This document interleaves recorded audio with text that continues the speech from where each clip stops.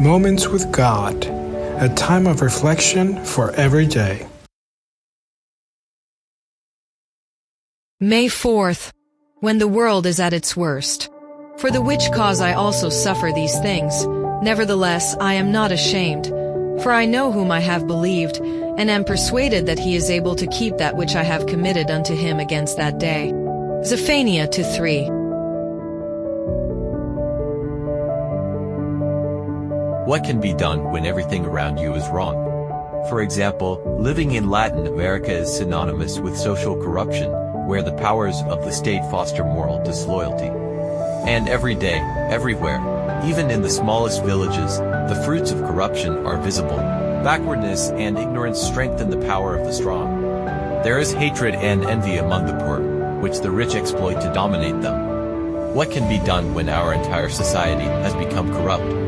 What is the country you live in like? Do you see the evils around you? In the time of the prophet Zephaniah, around 640 BC, the kingdom of Judah was steeped in idolatry and sin, a legacy of previous kings. The prophet was sent with messages of warning, speaking frequently of the day of judgment. The people had to turn from their sins and seek the Lord, for God would intervene against them, and they needed to be cleansed. Otherwise, they would have to bear the consequences of their wicked deeds. There can be no security on the day of trouble when we have been infected by sin and practice it without wanting to turn away.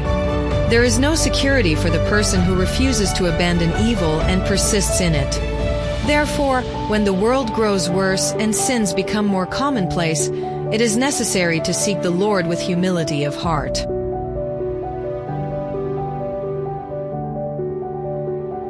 You can see that everyone around you is infected with immorality. It's easy for them to lie, to steal, even from their own friends and the people they spend time with every day. People betray each other if it benefits them.